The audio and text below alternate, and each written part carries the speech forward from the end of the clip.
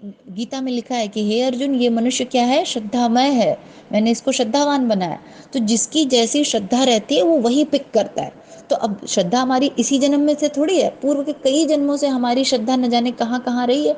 तो हमने वैसी वैसी चीजों को स्टोर करके रखा हुआ है अपने चित्त में, अंतःकरण में, अपने मन में।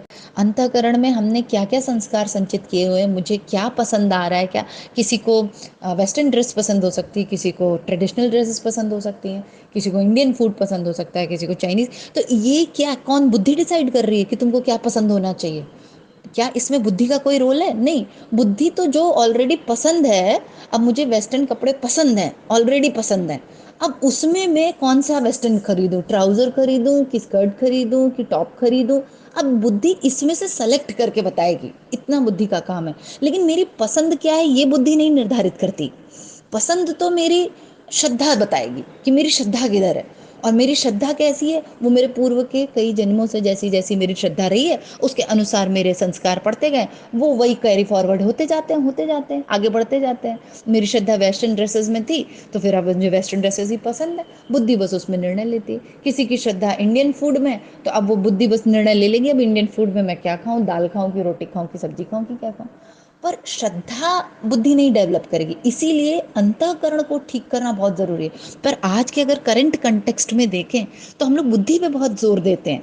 बच्चा खूब तेज होना चाहिए, उसकी बुद्धि बहुत तेज होनी चाहिए, मेरा बेटा तो बहुत इंटेलिजेंट है। तो ये जो हम इंटेलिजेंस की बात करते हैं ना, इसका हमारे भौतिक जीवन से थोड़ा बहुत संबंध हो सकता है कि हाँ, आपने आपने कुछ पढ़ा और आपने समझ लिया और आपकी मैथमेटिक्स बहुत अच्छी है और बहुत जल्दी कैलकुलेट कर लेते हो। लेकिन जो चित्त में संस्कार पड़े हुए हैं, निर्णय तो आप उसी अनुसार लोगे ना, बातें तो आप वैसे ही करोगे ना, जो आपको उभर उभर के ऊपर आएंगे, आपका जो कार्य क्षेत्र रहेगा वो तो जो अंतःकरण है वैसा ही रहेगा ना। उसके बाहर निकल के तो आप निर्णय ले ही नहीं सकते, भले ही कितने इंटेलिजेंट हो। अब ए राजा बहुत इंटेलिजेंट था, पर किया तो भ्रष्टाचारी ना, किया ना 35,000 करोड़ का घोटाला, या पता नहीं कितने का घोटाला किया था ना। तो था तो वो बहुत इंटेलिजेंट। क्यों? क्योंकि उसका जो वर्किंग एरिया था अंतःकरण, वो उसी उसी में घूम रहा था, उसकी प्रवृत्तियां वैसी ही थी। तो भले ही आप कितने भी बुद्धिमान हो, कितना भी आपका बुद्धि तेज काम कर रहा हो, पर निर्णय तो आपने उन्हीं में से उठाया ना। अंदर में जो हमारी आस्थाएं और आकांक्षाएं चल रही हैं, और हमारी जैसे रुचियां हैं, हमारा जो इंटरेस्ट एरिया है, उस बुद्धि तो क्या करती है, जो हमारा इंटरेस्ट एरिया है उसमें से सेलेक्ट करती है कि हाँ, इसमें से तुम क्या कर लो। अब बुद्धि का अपना कोई अलग से अस्तित्व नहीं है, बुद्धि का अपना कोई विचार, थॉट, ये सब कुछ भी नहीं हो सकता। वो तो अंदर से जो डेटा निकल के आ रहा है उसी में से सेलेक्ट करेगी और आपको बता देगी, और उसको निर्णय भी उसी में से लेना पड़ेगा जो चित्त में पड़ा हुआ है। क्यों? क्योंकि उसके पास अपना अलग से कोई डेटा नहीं स्टोर्ड है। जो लोग नॉनवेज खाते हैं उनसे जब आप बात करिए, ऐसे ऐसे तर्क देते हैं, ऐसे ऐसे तर्क देते हैं कि आप भी सोचेंगे कि अब इनका क्या काट दें। प्रॉब्लम ये नहीं है कि उनकी बुद्धि बता रही है कि तुम ऐसे ऐसे तर्क दो, उनकी श्रद्धा इतनी ज्यादा है नॉनवेज खाने में, उनका इंटरेस्ट जिसको कह रहे हैं, जिसको गुरुदेव ने यहाँ लिखा है अभिरुचि, अभिरुचि उनका जो संस्कार है नॉनवेज खाने का, उनकी जो इंटरेस्ट है, जो श्रद्धा है, एक जो जो भावनाएं हैं जो उन्होंने आरोपित करके रखी है, वो इतना ढेर सारा डेटा ऊपर लाती है और बुद्धि उसमें से सेलेक्ट कर करके हमको प्रस्तुत कर देती है कि देखो नॉनवेज क्यों खाना है। जैसे जो लोग ड्रिंक करते हैं, ऐसे ऐसे एग्जाम्पल प्रस्तुत करेंगे, ड्रिंक करना इसलिए जो अच्छा होता है, ड्रिंक करने से कीटाणु मर जाते हैं, ऐसा हो जाता है, वैसा दुनिया भर के अपने आप को लॉजिक दे। अभी रिसेंट की बात है, मेरे भाई से बात हो रही थी, बहुत इंटेलिजेंट है, बहुत तेज है पढ़ने में, अमेरिका में पढ़ता है, एमएस कर रहा है। जब उससे बात की मैंने, इसकी भगत सिंह की बात की कि भगत सिंह ने किस आधार पर देश की रक्षा करी, फांसी पे चढ़ गए, त्याग कर दिया अपने बड़ी से बड़ी नौकरी का, जॉब का, तो वो एक ही पॉइंट पे टिका हुआ था कि अरे पेट कैसे पालेंगे, पेट में रोटी नहीं रहेगी तो ये त्याग बलिदान ये सब की भावना नहीं आती है, ये सब इससे ऊपर। मूल रूप से काफ़ी देर हमारा डिस्कशन हुआ, तो मुझे एक बात समझ में आई कि कितना भी समझा रहे थे, उसको ये बात समझ में ही नहीं आ रही थी कि शरीर और इंद्रियों से ऊपर उठ के भी कुछ हो सकता है।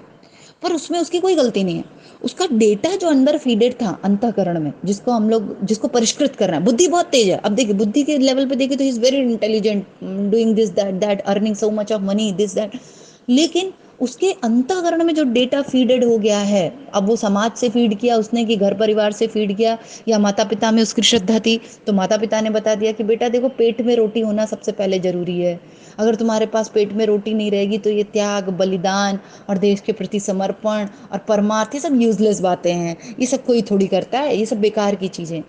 किसने फीड किया उसके अंदर? तो उसकी जरूर किसी ऐसे व्यक्ति में श्रद्धा थी जो इसी विचारधारा का रहा होगा, तो उसने उसको कैच कर लिया और उसके अंतःकरण में, अब चूंकि उसकी बुद्धि बहुत तेज है, लेकिन उसका अंतःकरण उसको यही यही बार बार इनपुट दे रहा है कि नहीं नहीं तुम इसी डायरेक्शन में सोचो, नहीं नहीं तुम्हें ऐसे ही सोचना है। तो अब वो उसकी बुद्धि क्या कर रही है, बस उसी डायरेक्शन में गोल गोल घूम रही है, वो उससे बाहर ही नहीं निकल पा रहा है कि नहीं भाई, शरीर और इंद्री नहीं हूं मैं आत्मस्वरूप हूँ। उसमें अगर थोड़ा त्याग बलिदान करना भी पड़ा तो कोई फर्क नहीं पड़ेगा, पशु पक्षी भी बिना खाए नहीं मरते हैं, परमात्मा जब सबको भेजते हैं तो भोजन की व्यवस्था कर ही देते हैं। और जो व्यक्ति समाजनिष्ठ हो जाता है, जिसको समाज से कुछ नहीं चाहिए, समाज को उससे बहुत कुछ चाहिए रहता है, प्रकृति को उसको बहुत कुछ चाहिए रहता है, प्रकृति उसकी सब चीज की व्यवस्था करती है, लेकिन ये सारे जो पॉइंट हैं ये उसके दिमाग में आएंगे भी नहीं और उसको अभी समझ में भी नहीं आएंगे। क्यों नहीं आएंगे? क्योंकि अंतःकरण में जो एक डेटा फीडेड है, नहीं शरीर और पेट इंपॉर्टेंट है, भोजन इंपॉर्टेंट है, पहले रोटी इंपॉर्टेंट है, पहले रोटी इंपॉर्टेंट है। तो गुरुदेव क्या कह रहे हैं कि अब जब मैं पहले उसको क्या करवाऊं, पहले उसको ज्ञान ना बांटूं, अब काम क्या है, पहले उसको साधना करवाऊं। क्या करवाऊं? प्रखर उपासना करवाऊं। कुछ मत करो, तुम थोड़ी देर ध्यान व्यान किया करो, थोड़ा सा मंत्र जप किया करो। जैसे जैसे वो उपासना करने लगेगा, साधना करने लगेगा, उसका अंतःकरण क्या होगा, साफ होने लगेगा, डेटा क्लिनजिंग होने लगेगा। ये जो उसने श्रद्धा आरोपण करके एक डेटा अंदर फीड कर लिया था कि नहीं पेट और शरीर ही सब कुछ होता है, पहले रोटी होनी चाहिए, पहले पैसा होना चाहिए, उसके बाद ये बातें आती, वो धीरे धीरे क्लिनज हो जाएगा। तब उसको ये सारी बातें जो मैं अब समझा रही हूँ कि नहीं त्याग बलिदान और ये, तब उसको अपने आप ही समझ में आने लगी। तो और अपने आप समझ में क्या आने लगेगी, उल्टा वो आपको बताने लगेगा, उल्टा वो अदर लोगों को ये वो सेम बात है। ये बात बहुत इंपॉर्टेंट है। हम लोग अक्सर सोचते हैं ना यार कोई समझ नहीं रहा है, हम लोग इतना तो समझा रहे हैं, अच्छे कार्य करो ये करो, पर बंदा समझ क्यों नहीं रहा है? परिस्थिति आने पे वो गलती क्यों सेलेक्ट कर रहा है, माया को ही क्यों चुन रहा है, धन को ही क्यों चुन रहा है, शरीर को ही क्यों चुन रहा है? क्यों? क्योंकि उसकी श्रद्धा ऐसी है, अंतःकरण ऐसा है। और हाँ, ये कोई बुरी चीज नहीं है कि हमारी श्रद्धा और अंतःकरण ऐसा है। क्यों? क्योंकि ये परिवर्तनशील है, उसको बदला जा सकता है। सबसे अच्छी बात यहाँ पे प्लस पॉइंट ये है कि जो इस तरीके की हम लोगों की श्रद्धा है ना, इसको हम चेंज कर सकते हैं। इसी को गुरुदेव ने कहा कि प्रखर उपासना से ही अंतःकरण का परिष्कार संभव है। मूल में आज जो हमने बात समझ में आई कि ये जो हमारी बुद्धि होती है, परिस्थिति आई, अब हमारी बुद्धि कहेगी कि हाँ मदद करना चाहिए, बुद्धि को समझ में भी आ गया क्योंकि सत्संग सुन रही है, रोज उपासना समर्पण योग बुद्धि सुन रही है, तो बुद्धि को पता है कि किसी नीडी की हेल्प करनी चाहिए। लेकिन जब वो सिचुएशन आएगी तो अंतःकरण से एक संस्कार निकलेगा, कहेगा अरे मत पड़ो यार पचड़े में, भागो यहाँ से, निकलो, जबरदस्ती कौन पड़े, और आप वहां से भाग जाओगे, नहीं करोगे मदद, और घर आके पछताओगे भी कि अरे यार इतना सुना था गुरुदेव की वाणी कि मदद करनी चाहिए लोगों की, मैं तो भाग आई या तो भाग आया। फिर आपको रियलाइज होगा किसने मुझे इनपुट दिया कि नहीं नहीं नहीं निकलो, मत करो मदद यहाँ से। ये इनपुट अंदर फीडेड था अंतःकरण में, और जिसको क्लींज नहीं किया गया था, तो समय और परिस्थिति आने पर उसने अपना रंग दिखा दिया, वहां बुद्धि फ्लॉप हो गई। क्यों? क्योंकि बुद्धि तो बुद्धि तो अपने आप में सिर्फ इंस्ट्रूमेंट है, अंतःकरण से जो निकला उसने उसमें से डिसीजन ले लिया कि रुकें कि भागें। तो अंतःकरण में ये भागने वाला संस्कार बहुत ज्यादा फीडेड था, तो बुद्धि ने कह दिया भागो। बुद्धि को ऑप्शन ही दो दिया गया था। बुद्धि को, अगर बुद्धि को यही ऑप्शन दिया जाता ना, रुकना ही रुकना है, भागने का ऑप्शन ही नहीं है तुम्हारे पास, करना ही करना है, भले ही प्राण निकल जाए, भले ही तुम्हारी जान चली जाए, तो बुद्धि वो काम कर देती। ठीक है, बुद्धि आपकी हेल्प करती, इंद्रियां आपकी हेल्प करती, शरीर आपका हेल्प करता। तो इसी भाव के साथ आज यहाँ का समाप्त करते। मूल रूप से एक बात समझ में आई, अंतःकरण को परिष्कृत करना जरूरी है। बुद्धि कितनी भी तीव्र और प्रखर हो, वो काम नहीं आएगी जब तक जो बीज हैं, संस्कारों के जो बीज हैं, उनको, पुराने बीजों को जला भुना के राख ना कर दिया जाए और उसमें सत प्रवृत्तियों वाले बीजों का नया बीजारोपण ना किया जाए। और ये संभव होगा प्रखर उपासना से। हमारे YouTube चैनल को सब्सक्राइब करें और बेल आइकन को दबाकर ऑल पर क्लिक करें ताकि नोटिफिकेशंस आपको मिलती रहे।